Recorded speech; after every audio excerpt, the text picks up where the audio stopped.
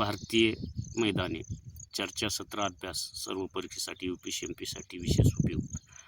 तर उत्तर भारतीय मैदाने जे सिंधू, गंगा, ब्रह्मपुत्रा ह्याच्यात पंजाब, हरियाणा, उत्तर प्रदेश, पंजाब, बंगाल आणि आसामपर्यंत पसरलेले आहेत. हे सर्व भारतातील सर्वात मोठे आणि सुपीक मानले जाते. त्याच्यानंतर ब्रह्मपुत्रा आहे जे आसाम, सिंधू मैदानी, ब्रह्मपुत्रा गंगा मैदानी तिथे गहू, तांदूळ, ऊस वगैरे.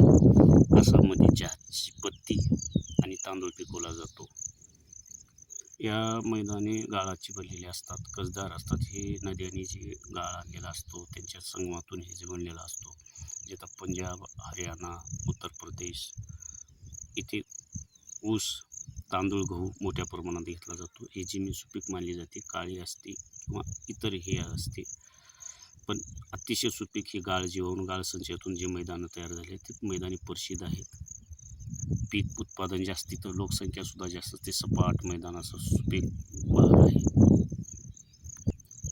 पूर्व किनारी मैदाने, तिथे पूर्व मैदाने जे झालेले आहे तिथं पण लोकसंख्या आहे. तशीच लोकसंख्या वस्ती वाढलेली असते. तिथं जास्त पिकाचे आता जे असं नारळ असेल, सुपारी असेल, इतर चहा, कॉफी असेल, इतर वेगवेगळ्या राज्यामध्ये ते पिकं त्या घेतले.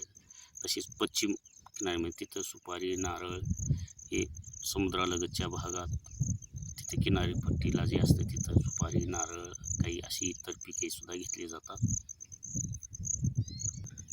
सर्वात प्रसिद्ध आणि मोठे भारतातील असतील तर गंगा, ब्रह्मपुत्रा, सिंधू, उत्तर भारतीय मैदान इथे जास्त उत्पादन. हा व्हिडिओ आवडल्यास शेअर करा, चॅनलला सबस्क्राईब करा अशाच नवीन माहितीसाठी.